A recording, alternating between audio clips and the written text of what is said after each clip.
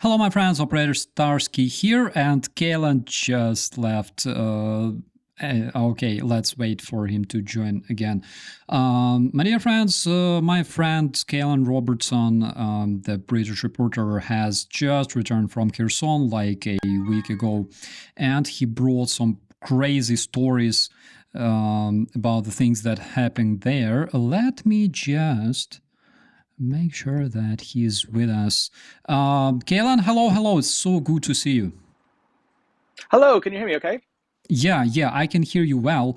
Where are you? Yeah, where are you now, and how's things in general? I am in the center of Kyiv at the moment.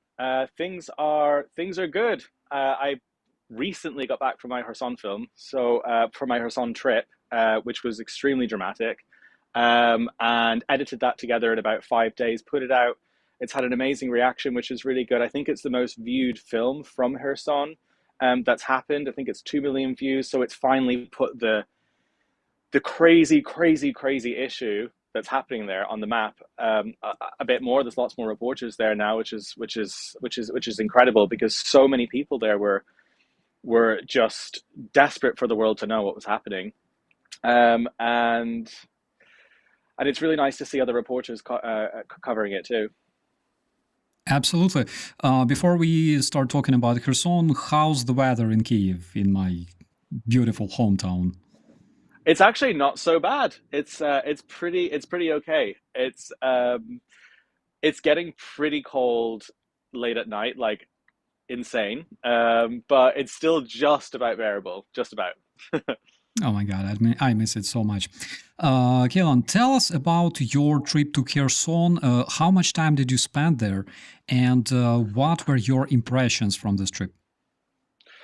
Well, I had a friend who had been to Kherson quite recently call me and say, Caolan, there is something insane happening in Kherson. And I haven't been to that city since I was there last year with John Sweeney.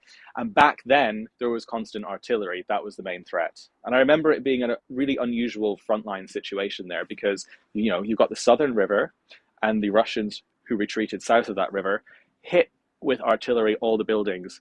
And all the buildings that are facing south of that river are all, partially destroyed. They've got no windows. Those are most at risk. Most people don't live in those.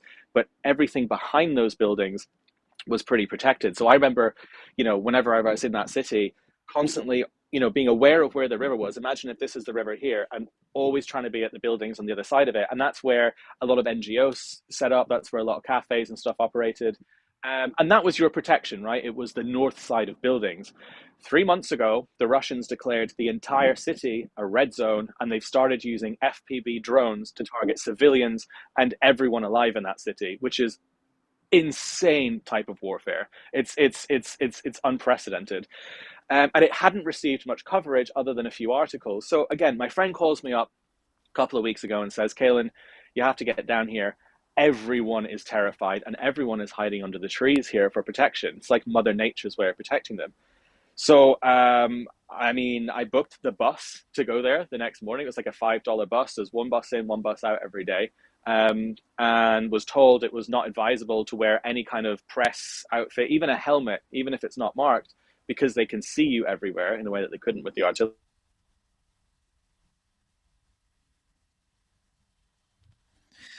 Brother, you are freezing. I hope it's not me. The second I got Maybe. into that city, Oh, yeah, yeah, we'd put a yeah. I can huge hear you again. Yeah. Oh, sorry. So they'd put a huge missile into the middle of that and destroyed it completely. So while I was investigating that site and looking around, we started hearing a drone hovering above, and it was literally above the car that was driving me around the city. So I ran through the front door, got into the car, and we drove away from it. The next morning, I got on the phone to a friend while I was walking through the streets there, and suddenly I was completely on my own. One of the side streets of Kherson, I can hear a buzzing. This is all in the documentary. So I hang up the phone, and I can hear. I saw a citizen in one of the high rises shouting at me and pointing up here, down here, down here, pointing at, I guess, what was the drone and pointing at me.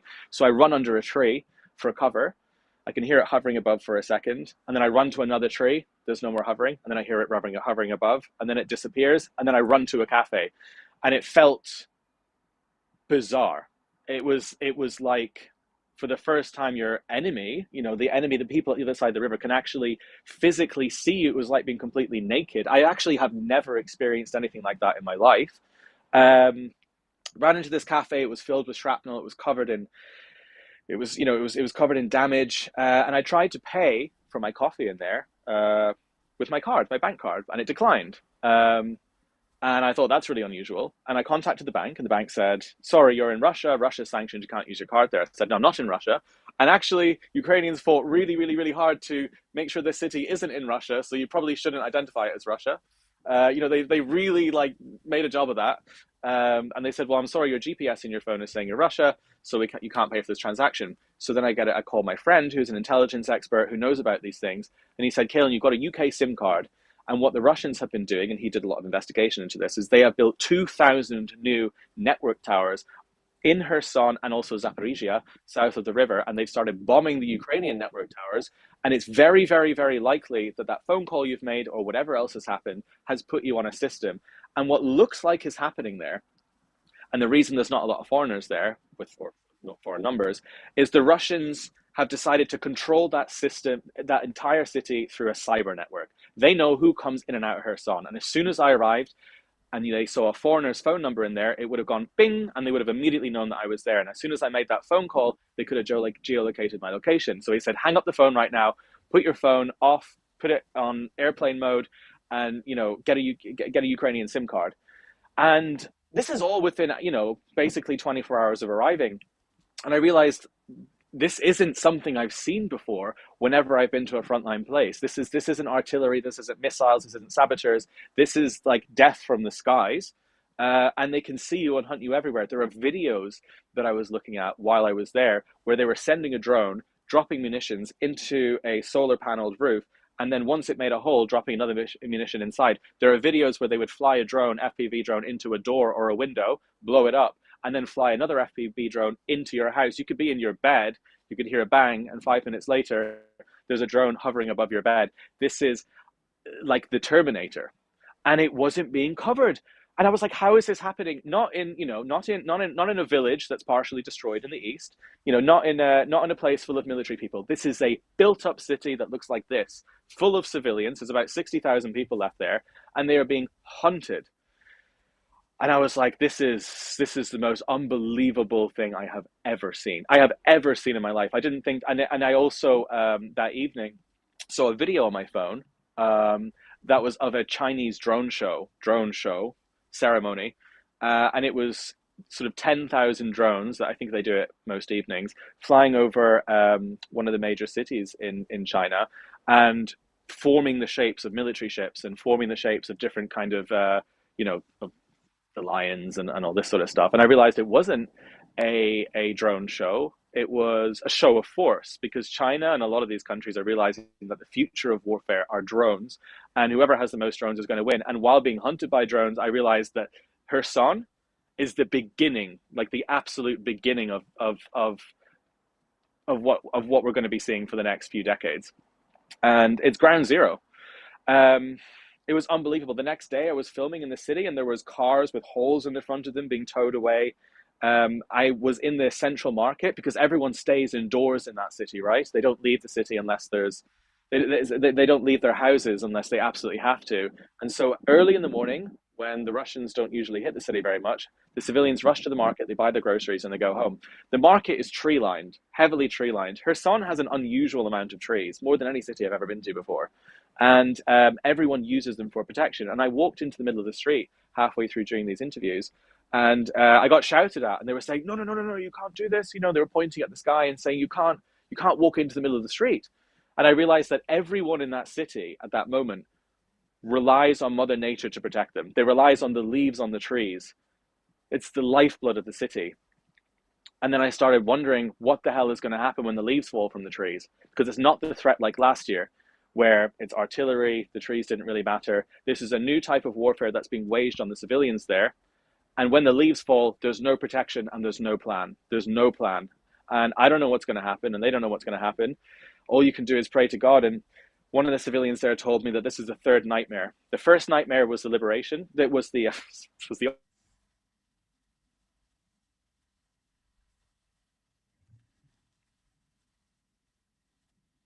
Oh, okay, bro. I think you're are these freezing drones when again. the leaves fall. Yeah, yeah. You're back. You're back.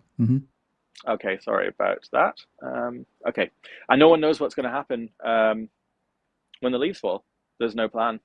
So it's an unprecedented, horrendous situation there. I've never seen anything like it. Yeah. That is so crazy, brother. And I must say that I appreciate so much the fact that you went there and you're covering this situation on the ground, because currently there's a lot of news coming from other areas. Nobody talks much about Kherson, even though Kherson suffers from the Russian attacks every single day. And is there any, I don't know, any report, any footage that people can see on your page or anywhere else from this trip, and specifically from what happens there? Yeah, so pinned to the top of my X profile is the documentary. That's got, I think it's nearly 2 million views. And then if you type my name into YouTube, it's on my YouTube channel as well. I've uploaded it there in full. And so you can watch everything I've just described in its full extent. But there's also more stuff in there that happened that's really dramatic. You know, at night it was unbelievably loud. And I actually left my DJI microphone, which is a little wireless microphone, recording on the windowsill all night there, just to capture the amount of explosions that were happening. And then I imported the footage the next morning, and this was only over a 6 hour period. And I counted something like 350 massive explosions overnight. And these were not just booms in the distance, these were shaking the building. And I absolutely couldn't sleep, and I don't know how anyone else does in the city. But I imported that, and actually, if you look at the documentary, you can see each waveform and you can count each one, and you can actually look at the terror. And it was unbelievable. And they've started using these drones at night, which is quite a new thing as well. They hadn't been doing that until I think a week before I arrived, some of the locals told me. So they've obviously started using some sort of night scanning. I don't know how that technology works. But that makes it even more terrifying that it's at night they can see you, not even in the day. And there's a weird thing that happened there too, where I was talking to a couple of people who said that they were waiting, or they usually wait for the wind to pick up or for the rain to start before they leave the house, because the drones can't fly in the wind or the rain. And again, like the wind and the rain, it's like they're relying on nature to protect them because there isn't the technology available. There isn't any other option to protect them. And that is just, it feels biblical there. It really does. And a week after I left, the car of the person who was driving me around that city got hit. And I posted a video of this as well. I posted his hospital reports, and he was driving it. And the car is now destroyed. It's written off. The car that drove me to all the different sites there. And Vlad, who was the driver, was in hospital, like serious ICU. He had a huge amount of shrapnel. He's at home now and he's okay. But it just shows how extremely dramatic it is that even the car that drove me around within a week had been hit and destroyed. Um, things are going to go south there very, very, very quickly. And the Russians boast about this on Telegram. They boast about it. They think it's great. They play music over it. They play their filthy music over these videos targeting civilians, and they boast about it. They boast about their crimes. And they boast about their crimes because they know they can get away with it, because the West isn't going to do anything. You know, the UN is too busy at the cocktail parties in Russia at the ridiculous BRIC summit to do anything about it. No one's going to do anything. So of course they would boast about it on Telegram. Of course they would they would wear their crimes, their war crimes, with a badge of honor, because who's going to stop them? And that's what's so horrendous about it, because it is civilians that they're targeting specifically, and there is no outrage from Western organizations about it. There's no written outrage. There's nothing from, again, there's nothing from the UN. There's nothing from any of these human rights groups that are in bed with the Russians. And I just can't stop thinking about the people in that city, and I can't stop thinking about what they're going through. And so many people there said that they were shocked that I was covering it, because they thought the world gave up on them a long time ago. They thought no one cared. No one cared that we get hit by a drone when we leave our house, and all we're doing is buying apples. And 5 days after I left that city, a missile hit the center of the market and killed a woman who sold me apples. And I looked at the photo and I knew that that was that woman because she had pink shoes. And you could see her body in the photo. And it's just, it's just disgusting what's happening there. It's absolutely disgusting. You know, when I first arrived in Ukraine last year with John Sweeney, I was misinformed, but I thought this was a battle between the Russian army and the Ukrainian army. I really did, in the trenches. And to realize that it's the Russian army versus everybody alive here. Everybody alive, children, journalists, women, everybody, and boasting about it. It was a type of inhumanity I thought Europe would never see again, because Europe hasn't seen, the last time Europe saw fascism, and the D-Day landings dealt with a lot of that, and the Americans and the British and the, you know, we stopped fascism, but it's come back to Europe, and now it's speaking Russian, and it's happening today. And to see it up close like this it's like getting in a time machine and seeing history again for the first time, the worst of history on the soil of Europe. That's crazy, bro. You froze again. I think we will probably have this problem a bit. Yeah, I think you are back. Yeah, okay, you're back. One question. My viewers are saying that you are Irish, not British. Can you please tell me how to address you properly? Are you Irish or British? So I was born in Scotland, but I grew up in Ireland, and my mum is Irish, and I have an Irish name and a dual Irish passport. So I guess I'm kind of both, but I left Scotland when I was like 1 year old, and my entire childhood memories and my growing up is Irish. So that's what I feel like. But also I spent my working life in London, so it's a dual identity. But I feel more Irish actually when I look back, because that's how I saw the world formed around me when I was younger. And also I've started to embrace my Irish heritage more since coming here, because I went to a music festival last week in Zaporizhia, of all places, and it was the world's first music festival held inside a bunker. And it was a music festival to raise money and awareness for the military there. It was for an amazing cause. And there was a lot of Irish music playing, and there was a lot of Irish celebration. And I was thinking that's so strange to see in Zaporizhia, but I realized that a lot of Ukrainians feel a bit of a connection to the Irish as well, because the Irish know how it is to be colonized by an imperialist regime, which was the British for nearly a millennia. And the Irish celebrated their freedom, and they loved their independence. I felt that growing up in Ireland. I felt this, you know, it wasn't an anti-English hatred, but it was a celebration of freedom, and it was a celebration of independence. And I guess I didn't really understand it at the time. And come in here, and it completely makes sense now. So I'm really like enjoying embracing and celebrating my Irish roots a lot more, because of Ukraine, because I just think it's amazing how the people here feel a connection to the people of Ireland. It makes sense, and gosh, Yeah. My best friends play in this band called Yukis, and they often play like Irish music with Ukrainian lyrics, which is so incredibly cool. One time they went to Ireland and had several concerts there, and like local people were looking at them, and like when the music starts, they don't react usually because like it's a usual thing like Irish music, and then they start singing, and locals are like, what is that? Like that's interesting. But brother, That's let's fun. return. Let's return to Kherson. One stupid question: have you encountered any international observers that would document the Russian crimes, like OSCE or I don't know, like Red Cross, whatever? No, no, no. The Red Cross are really busy right now. They're in Moscow as well. No, they're all no. Do you not know there's a party going on in Russia, and everyone's invited. The Red Cross is there. The UN is there. They don't have time to go to Kherson.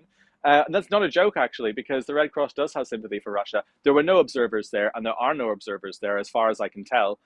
Maybe one or two, but that city was emptied out of journalists and any kind of NGO workers. The only groups that I met and encountered that were doing voluntary aid were the World Aid runners who were delivering food to citizens. And it was so sad there because they used to, before the drones, have a line of people queue up right outside their food bank every single morning, and they would have people come in, collect their groceries, and leave. And they had to stop doing that because if there is a line of people in Kherson, then people will see it with a drone and they will kill everyone. So they are facing massive obstacles of trying to actually get the food to these people. They can't deliver it everywhere because, as described to them, getting food into a car, putting it into a car, and driving it to a civilian is like going on a combat patrol. This is someone that was literally a veteran of Iraq. So that is insane. But that's also no excuse as to why there aren't observers there. And I think it's because of Russian influence in the West. I think they have bought and paid for, and they have seduced a huge amount of our organizations, and they're not interested in Ukraine at all. We see this isn't an observer group, but it's another sort of campaign group. The Stop the War Coalition in Britain are very selective about what wars they want to stop. Very selective. Um, they sympathize with Russia because they're left wing and they think the Soviet Union wasn't so bad, and so they don't speak out about Ukraine. So the hard left is compromised. The hard right are obviously compromised. It's so depressing, and it's why people in places like Kherson feel abandoned, because it feels like it's not just the news that aren't there. It's literally the groups that were created to protect people in Europe like that are nowhere to be seen. Well, they are to be seen. Obviously, they're in the Kremlin, but they're nowhere to be seen near Kherson, and that's what's so despicable about it. And I don't know why there isn't more outrage about the head of the UN going to this BRICS circus show. I mean, there's outrage on Twitter from people who are already supportive of Ukraine, but he needs to be fired. Either he is a Russian sympathizer and wants nothing to do with peace, or his booking agent needs to be fired and she's made a massive mistake. I don't know which it is, but I mean, it's so depressing. It's so depressing. Um, I completely agree with you, and you froze again. Yeah, hopefully you will come back because in. the Russians can get away with it. Yeah, we can hear you back. Brother, how often do Russians strike Kherson, and what kind of munitions do they use besides FPV drones and drones dropping munitions?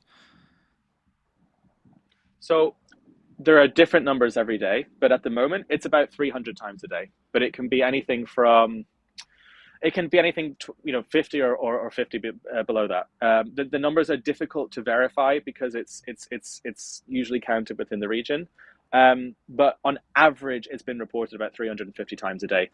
The civilian deaths are not correlated to the number of drone attacks because obviously there's injuries, there's people being missed, but it's 300 times a day. And the Russians have promised to increase this recently, and increase the number of attacks, which again is extremely depressing. But it's very, very, very often.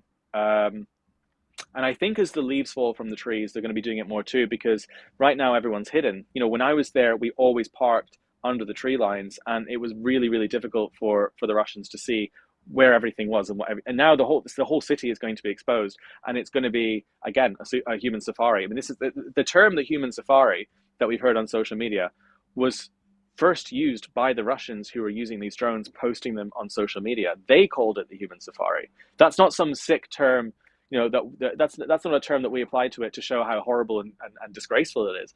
That is what the Russians have called it. So it's just out of control. That is crazy. And speaking of them using drones equipped with the night vision, for example, I can tell you 100% there is no way to recognize whether it's a civilian person outside his or her house or a military.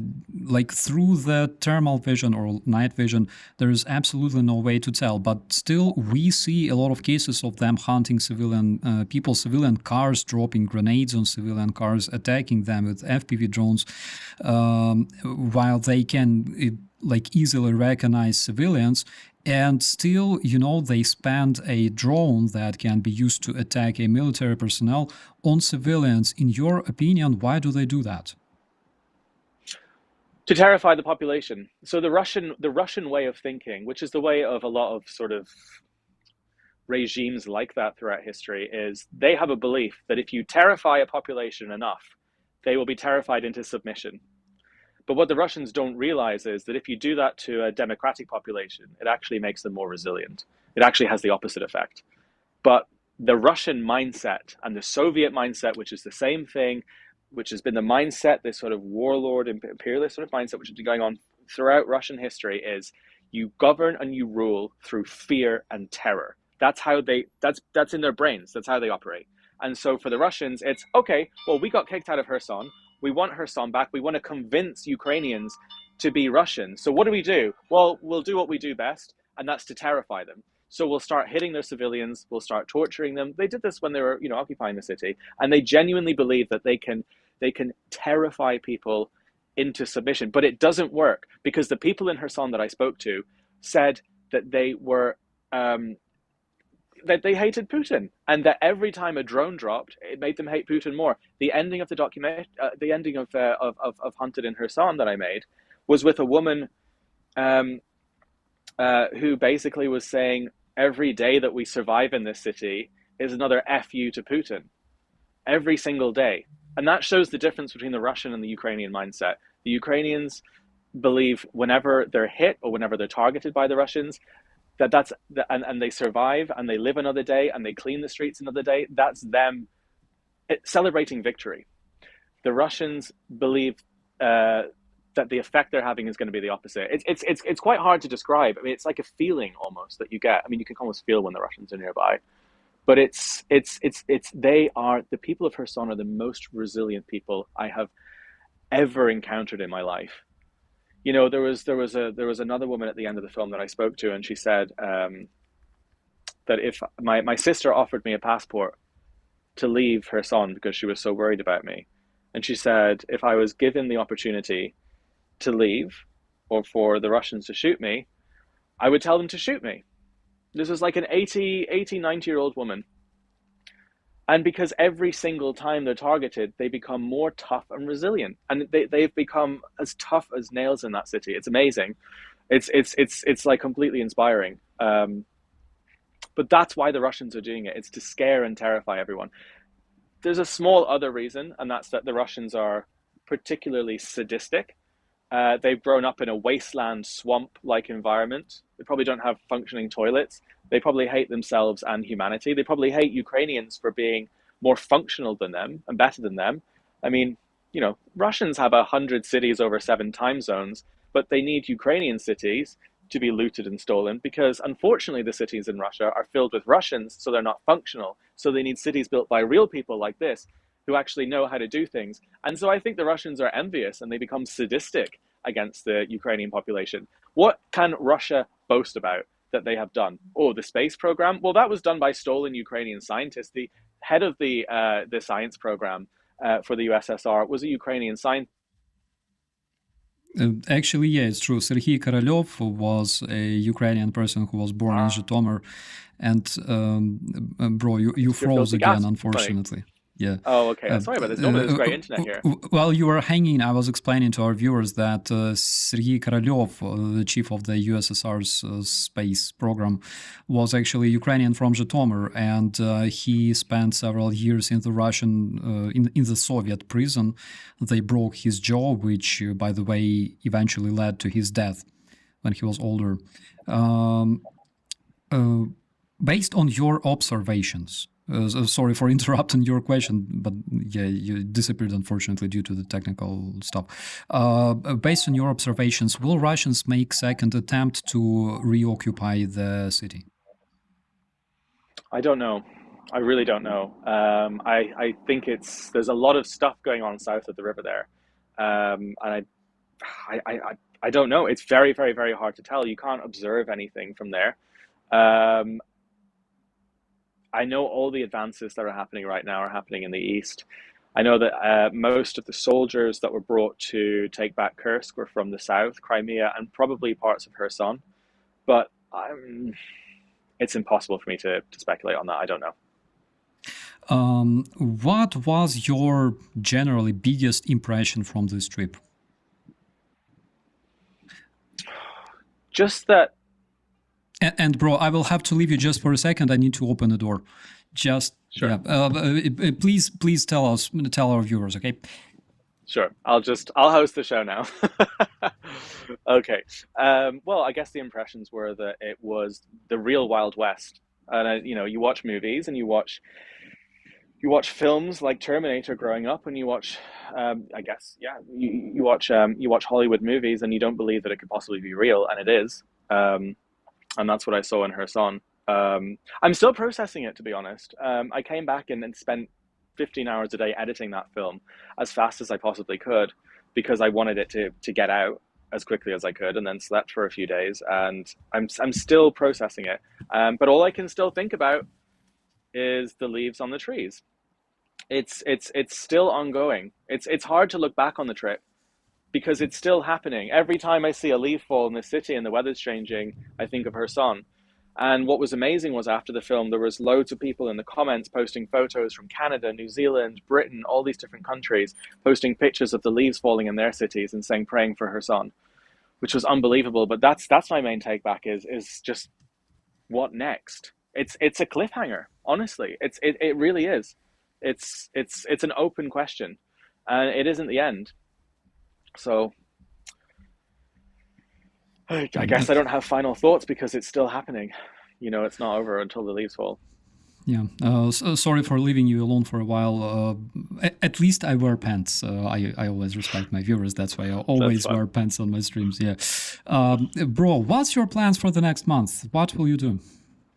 I would like to go to Kramatorsk within the coming weeks because the front line is advancing there heavily. The towns between Chasiv Yar and Bakhmut that I was in last year are now under Russian occupation, and people are being evacuated from some of the areas there at a high rate. And I know for a fact, well, I know for a fact, everyone knows that Putin wants those three cities, Kramatorsk, Sloviansk, Konstantinivka, as fast as possible. It's why he's taken Pokrovsk, so he can take the rail lines and do an encirclement and then take those cities so he can have that ridge. And that will be absolutely terrible. And so I want to see what it's like there. There isn't that much clear information because there's not many reporters there on what is actually happening on those three cities. And when you're in those cities, you can also see where artillery is. Some of those artilleries, fire 5, 10, 15 kilometer distances. And if I look at where those positions are, I can get an idea roughly where the front line is and where things are and what the mood is. And that's kind of what I want to document next is how tense really, really, really is it? Is it basically just a couple of 100 meters a day, or is it an absolute crisis? So I want to try and gauge that, because if the Russians take those cities and that road that goes between those three cities, it's going to be disastrous because they will fill those cities immediately with their equipment, with their soldiers. They'll rearm as fast as possible. They'll take the rail lines in Kramatorsk, and they will be able to advance in a way that's absolutely terrifying. So I think that that's a place I really want to focus on next. I've just come back from Zaporizhia, where I also made a documentary that's coming out in the next few days. I'm trying to do one every few weeks um, about what's happening in that region. But I think really what is very, very, very hot and worrying right now is what's happening in Chasiv Yar and in those towns. So I'm gonna do that next. Yeah, so we'll see what happens. Looking forward to see reports from Kramatorsk, man, because it's one of the most important directions right now. Kramatorsk, Chasiv Yar, not far from there. Kurakhva direction will be another interesting point for you, I think, but it's Yeah. kind of dangerous there right now. While you are in Kyiv, have you discovered any cool places so far? No, because I have not left my apartment because I have been editing and working constantly. I think people thought people were complaining in the comments, "Oh, you've just gone to Kyiv to hang out." I was like, to hang out with myself, with my computer. I actually,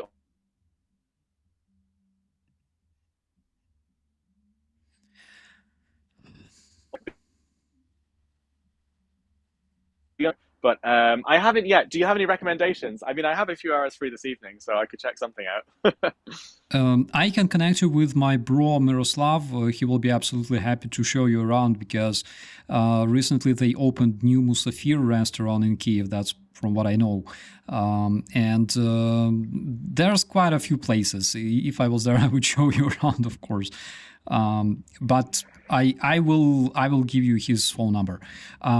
Okay. How I wonder, because when I was in Kyiv 2022, 2023, 24, every single time there was like an airstrike or something like that, people were worrying about me, writing me every single day, how are you, is everything's fine? And now I'm here and you're there, and now I feel like my viewers, like basically, because I'm worried about my friends staying in Ukraine. Generally, how do your relatives react to what you're doing in Ukraine, and do they watch your reports? Maybe possibly even this stream as well. Yeah, my mum watched the last stream and she was really shocked because she was reading all the comments and there was loads of comments arguing about my heritage, an Irish heritage, and she said, "I really want to comment and say, oh, you grew up in Kilkenny, this and this and this." She loved it. I mean, she's a huge fan of what I'm doing here and the reports here, but it's extremely distressing for her. And a lot of the time, I don't want to tell her where I'm going and what I'm doing, but then there's no point because she's going to see it immediately on her newsfeed. So you can't hide it. What are you going to do? I could block her, but I don't think that would be very kind. No, but she's like been amazingly supportive about it in a way that's really nice. But of course, it's a difficult thing because you don't want to upset your family, you don't want to upset your mom, and it's hard. I guess it's very hard for her to see me in places like this, but that can't stop me reporting from what's going on. The other side, I don't know really. I don't speak to him very much. I don't know really what he's following or not. I think he thinks it's probably pretty interesting, but I think he thinks that I'm so insane for doing this that he just is like, okay, I don't want anything to do with this. He's just like, okay, you do whatever you want. I'm not gonna engage in this. So yeah, so it's strange. I guess it's different for every reporter that's here. A lot of reporters here, their families think it's normal because they've done it for their life.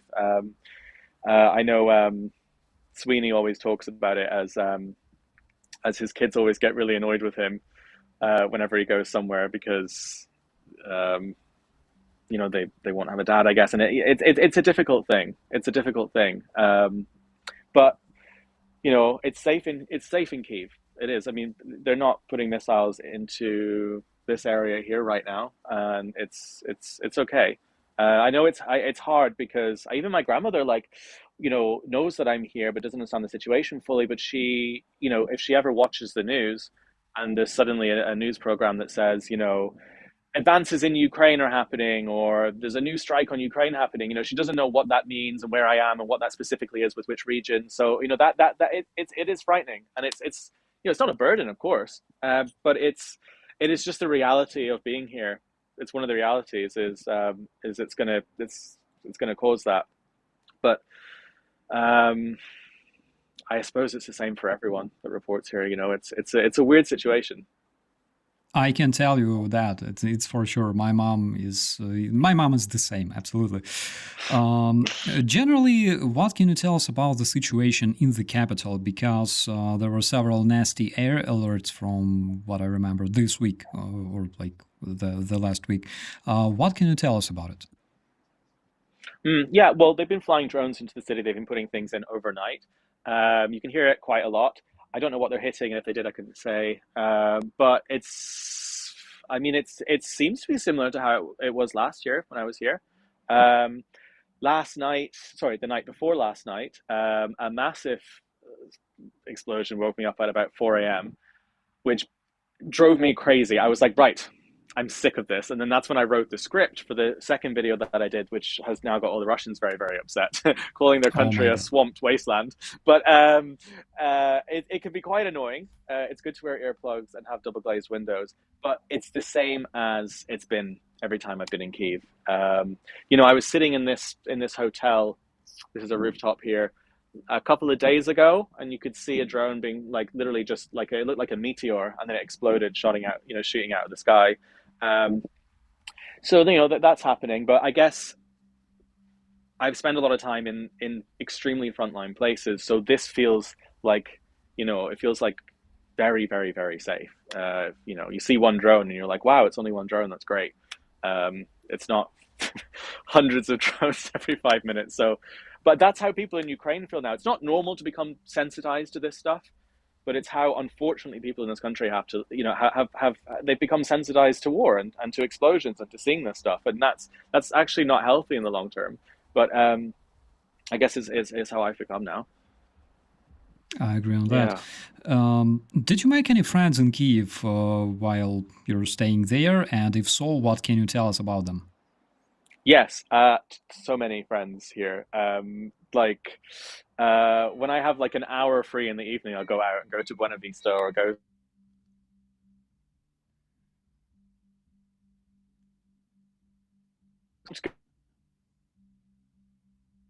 going. I see someone and you don't recognize them, and they're like, "Hey, how are you doing?" And you're like, "Oh God, what am I gonna do?" And you want to run.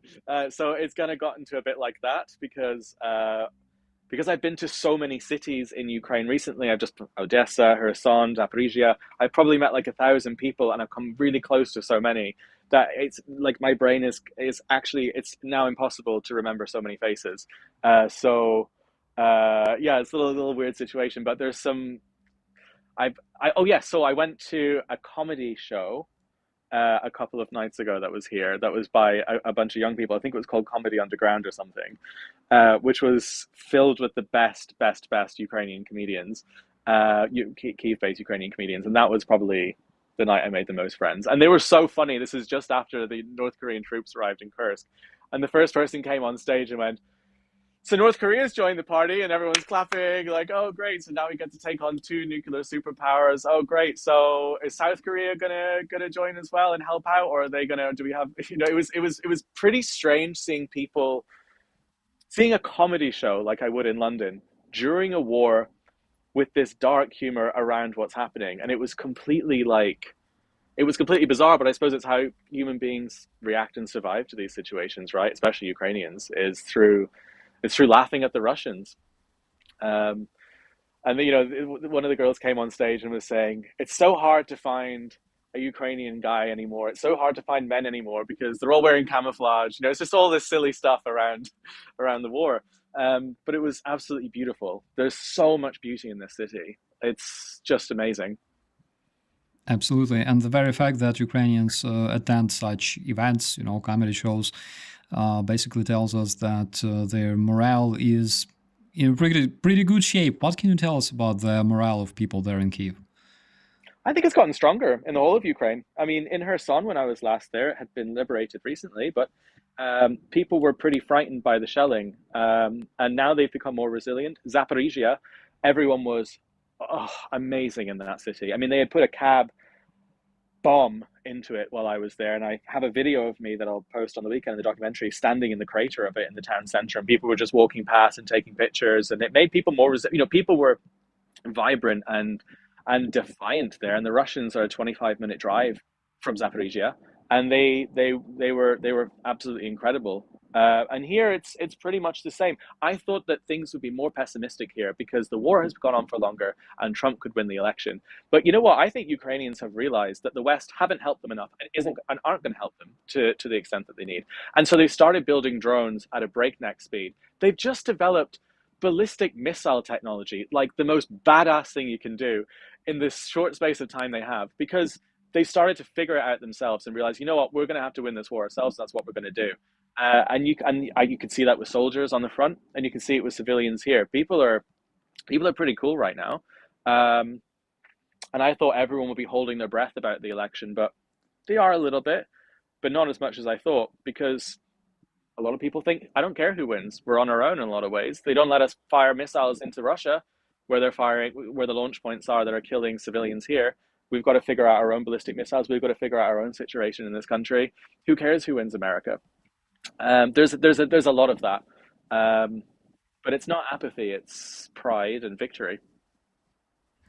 Bro, thank you so much for this answer. And I wanted to ask you, are you freezing or not? Because generally, No, I feel freaking cold, like even though I'm inside here. no, You're but probably I think I have I like even though I was born in Scotland, I think like I am like an Irish. I must have that thing because when I used to go on holiday to Tramore, which is in Southern Ireland, growing up, we used to swim in the freezing cold Irish Sea, like freezing.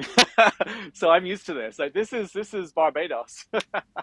you know, this is absolutely fine. When I was last in Odessa a couple of weeks ago, when I was packing my bags to move here, the sea was really, really cold, and we were with a bunch of friends, and I just ran into it and swam for ages. And everyone was like, "Oh, what are you doing? It's not the summer." And I was like, "This is a hot tub. This isn't the Atlantic." So yeah, it's fine. Oh my God. We have this tradition. We had this tradition, at least, like swimming on Vodokhreshya. That is like Ukrainian, like old religion, like Christian tradition or whatever. It's like when you make a hole in the ice and then you like Oh dive. yes, yes. That is so crazy. Oh my God. But we No, no, stopped that's too doing much. that. Yeah, around the COVID pandemic, we stopped doing that. So basically, we can answer some questions really quick because I don't want you to freeze. Like I I'm a won't. former sergeant. I will not keep you there on the roof for a while. Okay, we have several commentaries and several questions. Mhm. Jenny says Caolan needs to get his footage picked up by mainstream media so everyone sees it.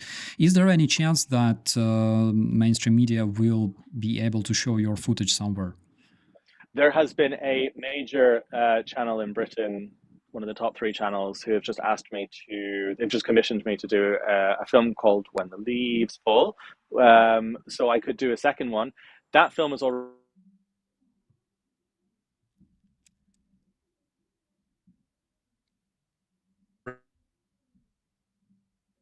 documentaries about Ukraine recently, and they've gotten 30 or 40,000 views on their channel, and maybe 100,000 are live watching. The fact that the Kherson documentary had 2 million on Twitter, I think it was as effective as the mainstream media in some ways. Not Netflix, it's not timeless, but I think it had the best reach it possibly could for the moment that her son needed coverage. And I edited that film in a way that was super, super, super, not clickbait, but it was very high octane, very, very, very fast. It opens with highly dramatic music. It's probably the most dramatic editing I've ever done because I wanted the algorithms to really pick that up and for people to see it. So I think it for the time it was the best. It was the best outlet for it. Was actually just social media. Sometimes it is the best. Do you remember that film that came out that was about Putin's palaces or Putin's money on YouTube? It had like 20 million views back a few years ago on YouTube, and it caused a massive problem in Russia with information. That was most effective because it went out on YouTube at the time. And sometimes social media is a better place to put stuff. And I think at that moment, at that time, it was good to put it just blasted everywhere. But again, once you put a film out on social media, you can't then sell it to a network. It's already non-exclusive. But I have been asked by a network to go back there and do something with a film crew. which of course I'll do if it goes ahead. Hmm. Sounds cool. Feels like, Cheryl says, feels more like an alien invasion horror movie to me, Caolan. I mean, Yeah. it must be an absolutely horrifying experience being hunted by, like, FPV drone, a person that can literally see you on the screen. They can see you, you can't see them. And everyone in that city, and if you look at the film, you can see it, is walking around, literally looking up at the sky. Like everyone that's looking at everyone, you're doing your shopping, you're constantly looking up. And I was as well. In London, everyone's looking down at their phones. Everyone's, looking down like this in most of our cities. In Kherson, everyone's looking up at the sky. Bizarre. Because the threat is from the sky, and sometimes they're so high you can't see them. And it's so strange. It's so strange. It's so strange knowing that there's someone with goggles on or a controller who can see your head and you can't see them. You can just see this thing. And it's a type of inhumanity that's indescribable as well. It's even more inhumane than warfare traditionally, because at least in traditional war, you can see your enemy before you fire that gun. You can see your enemy before you throw that grenade. With drones, it's a science fiction novel. That is crazy. Edward Langton says, I am from Carlow Town, County Carlow, Southern Ireland. Have you been there? Mm-hmm. Well, yeah, we used to go to Carlow Shopping Centre all the time. Oh my God. I didn't think I'd be talking about Carlow here in Kyiv. Yes, I do know Carlow. Carlow is not my favorite place, but we used to go there all the time. We used to go bowling there. It's near Kilkenny, yeah. That's wild. That's wild knowing that people are watching that from Bro, there. Gosh. people are watching from all around the world. There's people from like Singapore right now here in the chat. It's crazy, but YouTube is a big village generally. We have a question from Bobo who asks, "Has Caolan seen any North Koreans?" No, I haven't yet. I haven't seen any. Oh, sorry. You okay? Sorry. All good? Sorry, the staff have just come back. One sec. It happens. Sorry, don't worry, bro. One of the.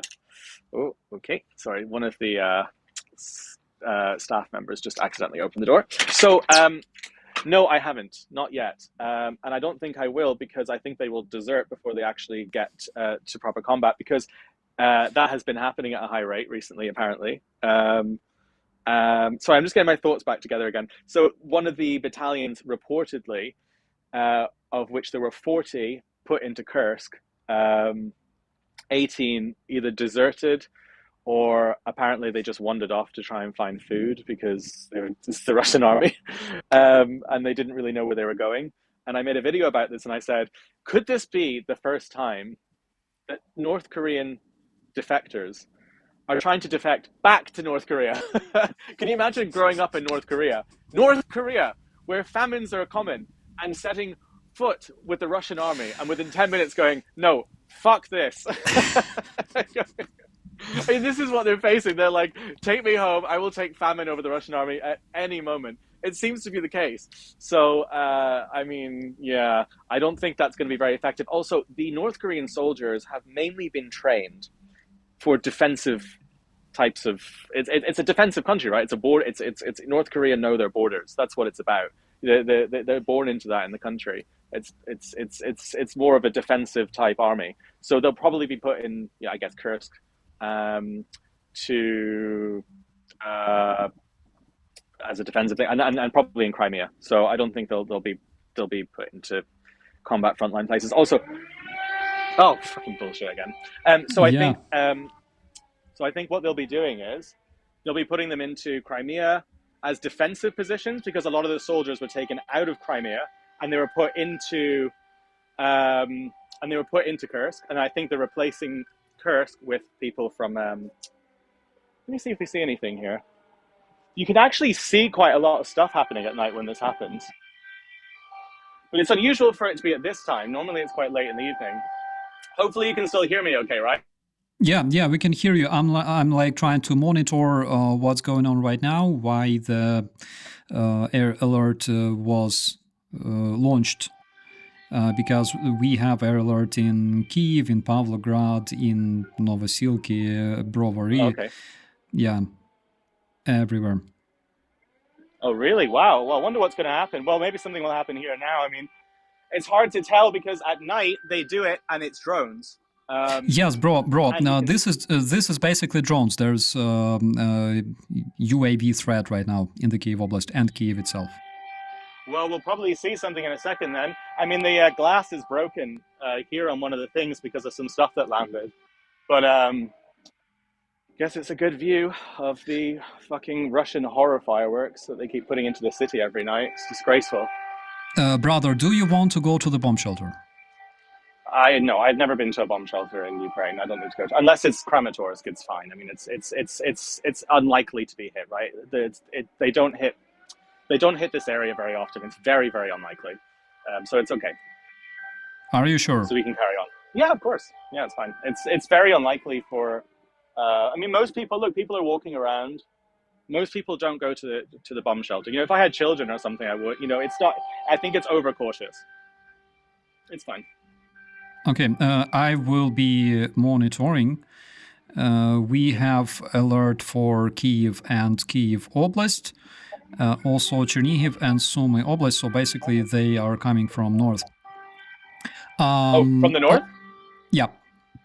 Oh, okay. Well, Northeast. normally, so in Odessa, it was like clockwork. You would have the air raid siren, and then you would start your timer, and within 3 minutes, there would be a massive explosion because it takes 3 minutes for the missile to launch, to travel at whatever speed it travels at, a few thousand miles an hour, and then to land. And it was always like clockwork, unless it was like a general drone attack. But whenever it was something launched from the Black Sea Fleet, it would land within 3 minutes. It was crazy. There was a video that I filmed for a mini doc about Odessa that I'll release later. It's a bigger one, where I'm sitting like in a beach cafe, and everyone's swimming, everyone's in the sea, and then suddenly an almighty boom happens, probably the distance between here and the roof of the church behind me. And it was this like huge, it was a ballistic missile, and there's just these massive smokestacks, and you know, people were running and things, but a lot of people just carried on, and the people were carried on swimming in the sea. It's really strange, but it's much more dangerous in Odessa if you're outside and on a roof. People are very, very much worried about you, brother. I think that. I mean, I'm going to go in. I mean, I can go inside. Look. I can. If this room is booked. If people are concerned, I can, but I don't mind. Like it's very unlikely. It's 1 in a million chance that anything like that would happen, specifically on this terrace. I mean, this hotel hasn't been hit by a drone before, and it's been 2 years. So it's okay though. Well, I agree with you, brother. I agree with you, but at the same time, like I will be, you know, more calm as well. Brother, we have a question from Cheryl. She asks, did you meet Dylan Burns? And you have frozen again. Your break. Yeah, I think it's because of where I am. It's not as good. I have to go out. Better internet. Okay. Did you try and say it again? Yeah. Did you meet Dylan Burns? Do you know Dylan Burns? No, never heard of them. That's a American journalist who works in Ukraine as well. He goes to different places. I think he's also stationed in Kyiv. I will contact you guys. You gotta get acquainted. Cool. Yeah, that sounds good. Also, we have another question from Nomad. Any idea why so much this Ukraine is about to lose? Disinformation is flying around lately. Do you have any idea?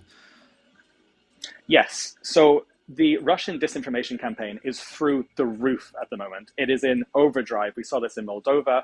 Russians have been putting a huge amount of cash and money into trying to convince the world that Ukraine cannot win this war. That is the point of Russian propaganda right now. The message is Ukraine can't win, so that the West stops supplying this country with munitions and they can take it. So the West give up on Ukraine. That's the message. And that is working, and that's why it's cutting through so much at the moment. That's why they're advancing so much in the East in the last few days as well, because just before the election, Putin wants to try and convince as many people as possible, oh, look, they're making losses in Ukraine. Ukraine can't possibly win. He wants you to believe that Ukraine can't win so that the West gives up on it, because the weapons that are arriving here are working, and Russia is on fire most nights, which is lovely to see. and a lot of their munitions are going on fire, and they're getting worried. And now they're trying to tell everyone, no, it's fine, we're going to win, we're going to win. It's their latest propaganda campaign. They'll be doing it in Georgia, but more specifically, they'll be doing it in America. Also, the West has just promised a massive amount of new cash to this country, and that terrifies Putin. So he's in overdrive right now to convince you that they can't win, but they can.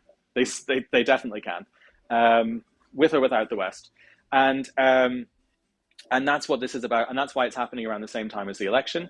Plain and simple. I mean, Russians are best at their propaganda, and this is what.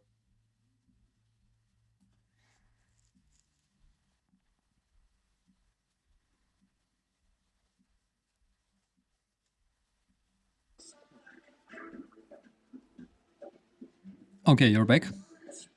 Yeah, damn. I mean, it's not great signal in here. I mean, I could. I mean, I think it's fine just to go back to it because you could hear me better. But it's up to you. People will kill me, bro. Like, seriously. Okay. Fine. Generally, I would be happy if you could go like somewhere in the corridor, according to the safety rules, etc., etc. But it's up to you. Okay, we have also several commentaries. We have, by the way, particularly interesting question from Michael, who asks, do you have to worry about stray rounds from air defense? And this is, by the way, something that I encountered yet this year in winter when there was a drone strike on the other bank of Kyiv, and I lived there for a while, and one of the drones flew past my building, and when it went to the other side of the building, there was like a mobile group, and they started shooting like crazy, like smaller arms, and actually there's like a pretty much big hazard from getting shot by a stray bullet. Yeah, so if there was stuff flying around right above me, then I would go inside because I would expect shrapnel to be falling. Again, the glass around the banisters of where I was standing is broken. Roofs are all damaged. I was in a hotel a few weeks ago and it went on fire because of stuff landing. I mean, the city gets covered in toxic explosive crap when that happens. So that's why I go inside if something is like actively boom, if there's noises. But, if it's silent outside, it's fine. So yeah, no, it is an issue. Much bigger issue in Odessa because in Odessa, the air defense is like, it's much more actually messy, and it's like, it causes a huge amount of problems. You can kind of go for a walk in the park the next morning after a big airstrike and it's like still burning and stuff. That's a big mess. And they use tracers more there, and it's more World War II. It's pretty crazy down there actually at night. I was on the 20th floor of an apartment, and at night you would see them every single night with the tracers, just red lines, just blowing out of the sky, extremely loud. It looked like the Blitz in World War II. Whereas here it's more something will be in the sky and then it will go boom and then things will fall. So when you see something or hear something explode, that's when you go inside. But yeah, shrapnel is a big problem. It breaks windows and it causes all sorts of misery. Yeah, absolutely. We have another commentary from from.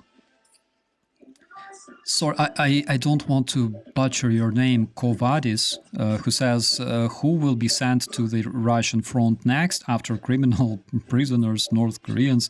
Which is generally a good question. What will Russians do when they run out of cannon fodder? How do you think? I don't know, because North Koreans, who could be more deplorable than North Koreans? I would have to think about that. I think they were probably the last on the list. I don't know who could be worse as an army. I mean, there's probably a good joke in there, but I can't think of one right now. But I think they're last on the list. I think Putin went through his address book of people that would go to his ridiculous front line filled with drunken, hysterical, criminal, mental asylum battalions and say yes. I think North Koreans were the ones doing it. And also North Korean soldiers are paid $3 a month, and Putin is paying them $2,000 a month. So there's also that dynamic. I think they're the only people that are paid that disparity as well. So yeah, they're the last to go, I think. Oh my God, that is insane. Manuel is asking, what happened to you, Operator Starsky? I haven't seen you for a long time. So the answer is simple. Russians are massively bringing their bots to my channel, and they all dislike my channel. So I'm appearing less in your search. So if you want to stay connected and keep receiving the updates, you gotta click the subscribe and that little bell, like the notification, so you will get notified about the new content on my channel. And also I got sick like for a week. Bro, what can you tell me about food in Kyiv? Like, is it different from food in Odessa? Do you find any difference? Have you found any like best dish, best food that you like specifically in Kyiv? The food in Odessa is better because it's by the sea and it's sushi, and Odessa is even more European. It's absolutely my favorite. I mean, I'm in love with Odessa. It is just like top.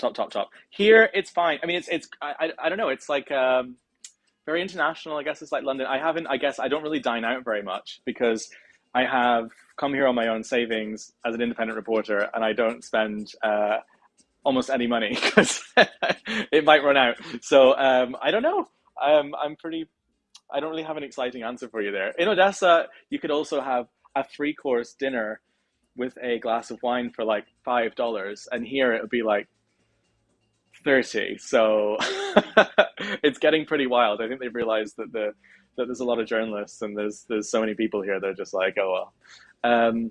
Yeah, it's cool. We have another commentary from from Dr. Ivan Hawk, who says, maybe Serbians, there's plenty of Putin fanboys among them, which is a good point, by the way, because generally Serbia seems like, like another source of manpower for Russians. So this question cut off halfway through. The signal is really quite poor. All I heard was Serbia. Yeah, Dr. Ivan Hawk is asking whether Serbians can also enter the war, get invited by Russians, like officially or something like that, because generally it seems legit. There's quite a few Serbian so-called volunteer to fight against independent Ukraine on the Russian side. How do you think if it's possible? I have no idea. I only answer stuff that I can qualify to answer about. I don't know much about Serbia at all, and I don't know what the morale situation is like there. I was only given 1 hour to do this interview by the staff, who are waving at me, and they've closed this terrace, so I actually have to run away if that's okay. Absolutely, brother. One short question before you go: what will you do after this stream? Is there any plans? I'm going to go and go to Buena Vista for a dance, a Cuban dance. Oh my God, this is so cool. Yeah, it's going to be fun. It's someone I just bumped into 5 minutes before the stream who was like, come to Buena Vista after. So I'm going to run there right now. But the manager's just waving at the door, so I have to go. Thank you so much, brother. Dear viewers, bro, you can shut down if you need to run. Thank you so much. I will call you a bit later. Thanks guys. Thank you so much. Dear friends, thank you so much for staying with us tonight. It was Caolan Robertson with his insane stories about Kherson, about what happens there on the ground right now. It's crazy. I saw that footage. Again, if you have Twitter, please check out Caolan's Twitter. It's pinned to the top of his page. There is a documentary about his trip to Kherson with all those insane videos about Russians hunting civilians, striking cars with FPV drones, dropping grenades and other charges. This is extremely insane. And this is something that hasn't been covered by other journalists, hasn't been covered or documented by other by international observers,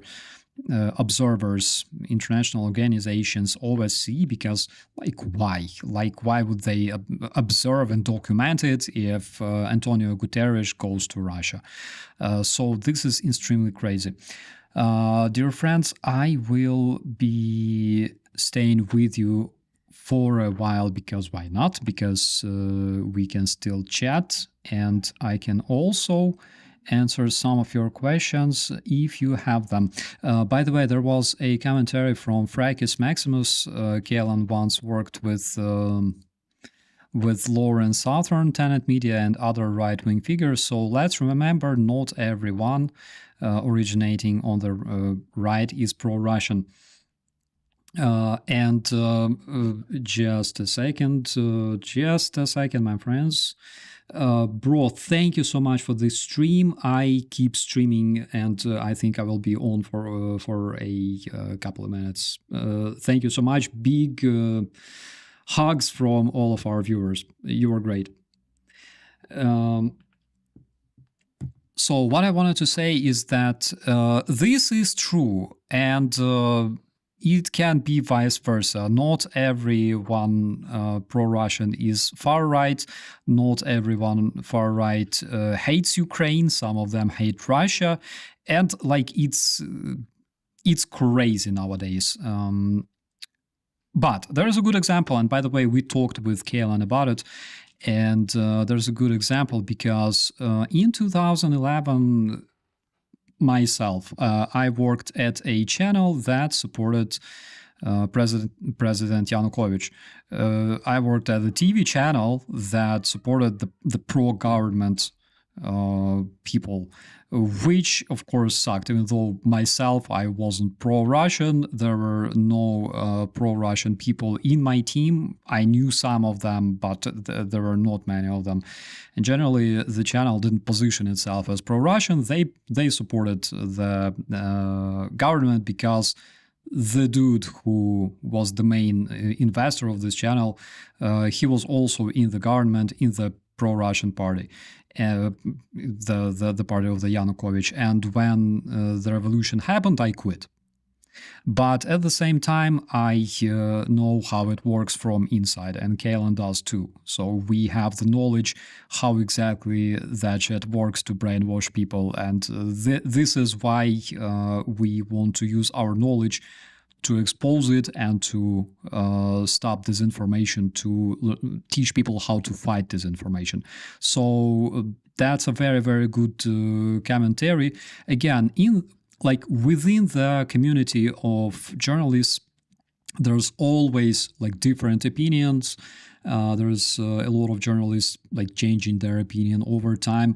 Why does it happen? Because people evolve, and people who are always stuck in one ideology, and they cannot have broader perspective on what happens. It's good, but it's bad at the same time, guys. One of the examples is people who are not particularly conspiracists on the West, people who are not particularly we can call them vatniks, but they are just so much into Russian propaganda, and they follow all the pro-Russian channels. Why do they do that?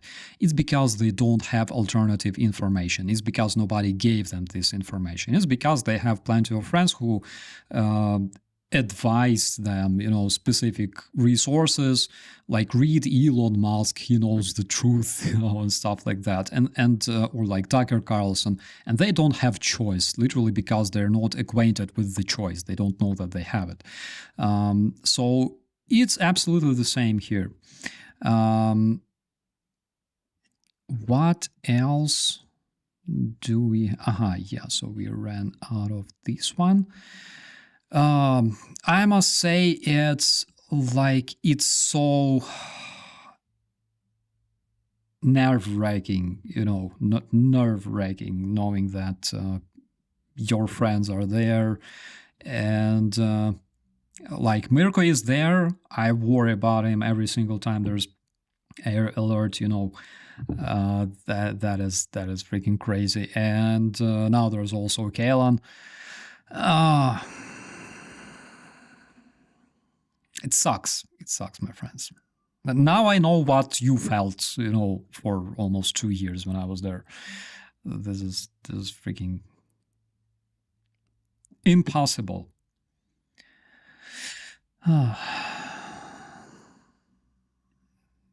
Thanks for your comments on that, Starsky. It's not always black and white. That's exactly what I see.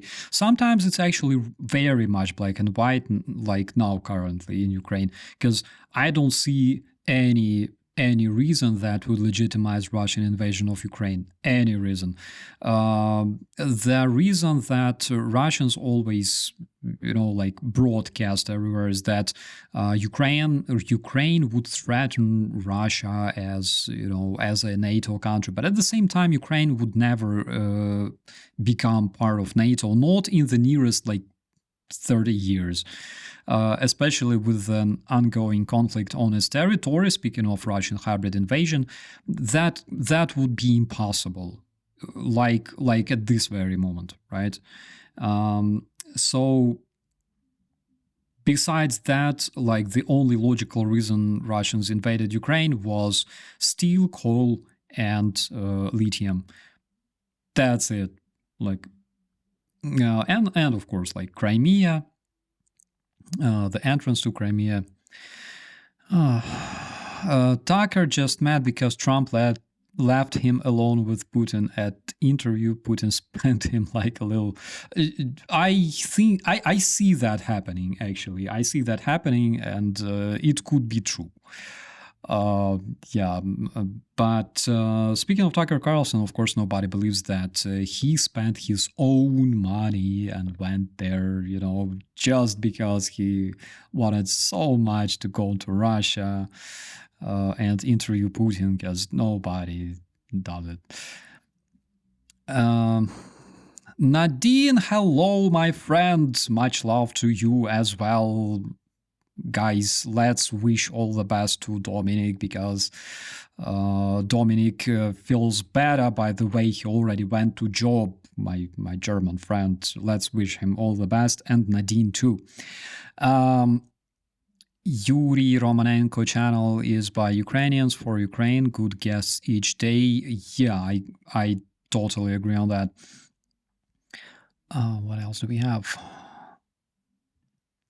I'm wondering, would ballistic mats be useful to protect dugouts from above, or as a kind of door for this, meaning for important parts of those which you want to protect better? Ballistic mats can be used, but again, it depends on the type of shells, type of weaponry used.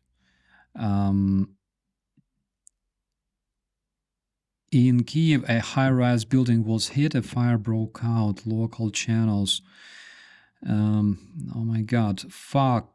Yeah, we have it already.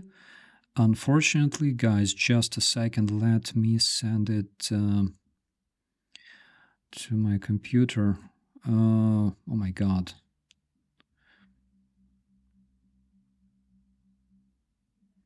Brother, next time go to the bomb shelter, because a high-rise building in Kyiv was hit. Check out the local channels. Here we have it.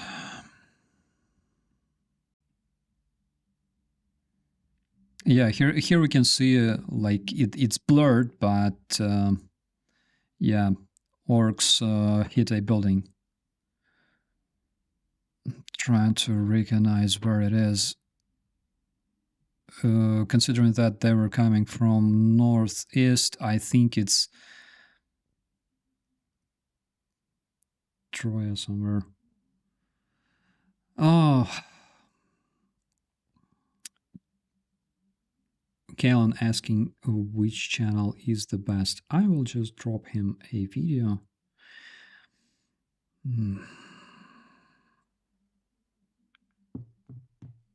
Yeah, this is insane.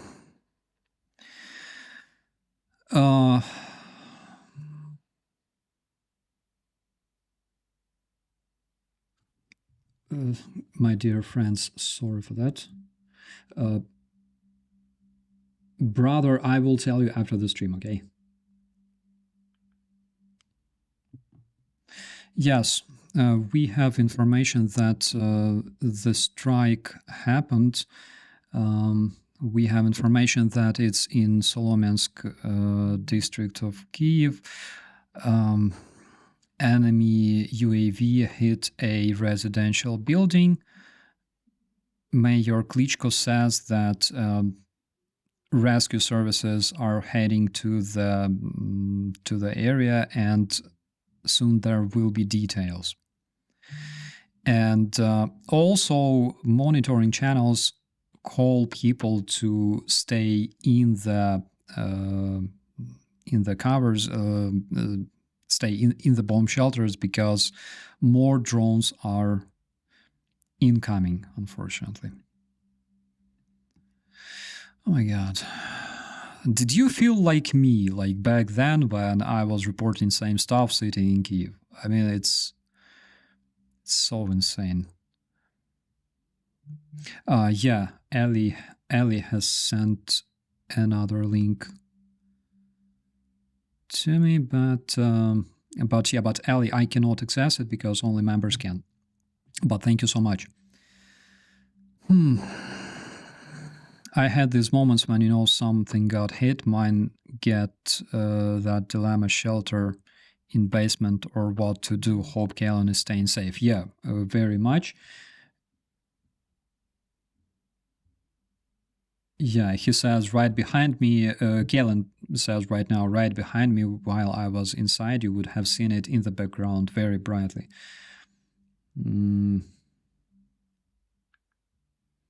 Yeah, so they're coming from that area. They're basically surrounding Kyiv. They're changing their trajectory while approaching Kyiv, so they would get from different directions and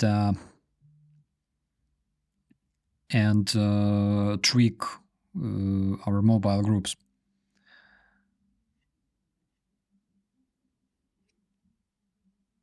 Yeah, guys, that is crazy.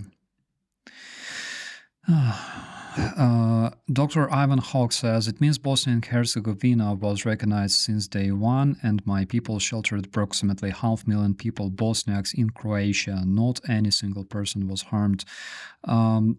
I was a little boy back then, but I remember those days. My father was stationed in Sarajevo as a peacekeeper. He did a lot of trips around Bosnia and Herzegovina to the blockaded cities.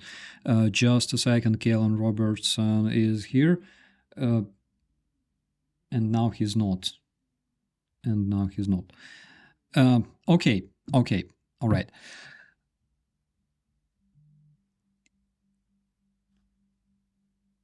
Okay, we will answer a bit later. If you want to learn about the Yugoslavia breakup, in my channel's playlist you can find Understanding Yugoslavia Collapse. Thank you so much. I will definitely check it out because it's an interesting topic.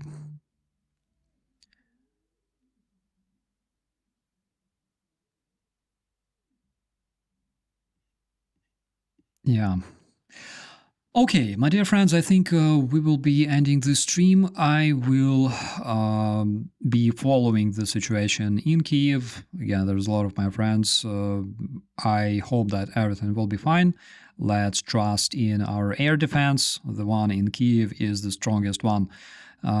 Dear friends, thank you so much for watching. This stream was very, very interesting, very much informative. Big thanks to Caolan. Please check out his Twitter.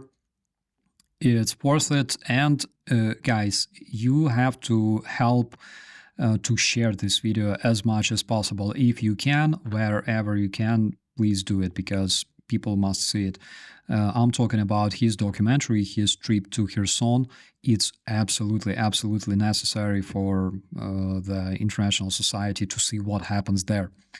Also, big thanks to everyone who supports Ukraine. Guys, you are amazing and you're doing the proper thing. Thank you so much, and we'll see you next time.